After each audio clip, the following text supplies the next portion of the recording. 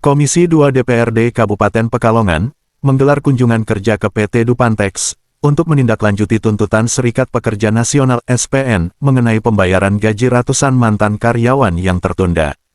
Kunjungan ini dilakukan setelah audiensi sebelumnya di DPRD yang mengangkat isu tersebut.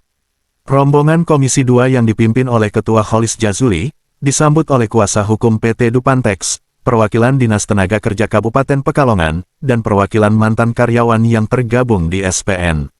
Total nilai tuntutan SPN mencapai 31 miliar rupiah, mencakup keterlambatan pembayaran upah, tunjangan Hari Raya Idul Fitri 2024, hak pesangon PHK, hak pesangon bagi pekerja yang meninggal dunia, hak upah cuti melahirkan, hak pesangon pensiun, upah lembur, dan hak pesangon bagi karyawan yang mengundurkan diri atau pensiun.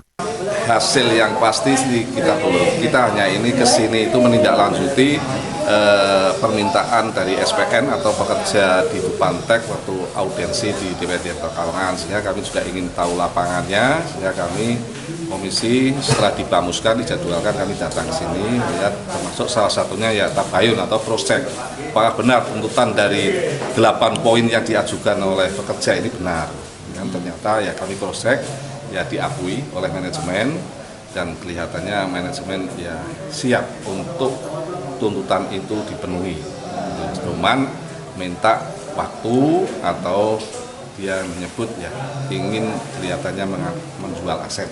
Batas waktunya sampai berapa? Nah ini yang belum ada kesepakatan. Nanti Dwi Parkit ini akan jalan, kemarin sudah jalan 2 kali, ini nanti tanggal 6 kalau salah Kamis ini akan Dwi Parkit lagi. Nah kami ya mensarankan dua-duanya supaya tidak terlalu ego sekali, sehingga bisa ketemu titik temunya itu. Sehingga termasuk ya kami tadi ya teman-teman sudah bahasanya agak sedikit kasar juga, karena apapun yang kita merasa sakit karena karyawan ternyata kan sudah disakiti, 3 bulan tidak dibayar, ada uang lembur tidak dibayar, terus BPJS kartu ketenagakerjaan sekian tahun tidak dibayar, ini kan menimbulkan permasalahan.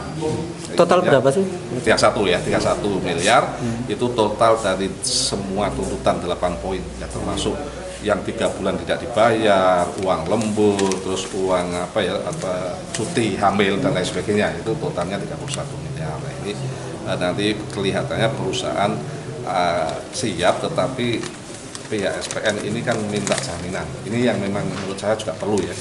Artinya khawatir nanti aset terjual semua, tahu-tahu hanya dikatakan diselesaikan hanya 10 miliar, yang 21 tidak. Ini kan mau pegangannya apa?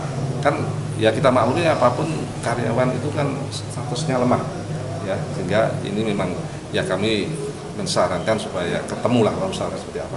Wajar kalau karyawan menuntut ada jaminan, sehingga aset terjual ya 31 dibayar selesai.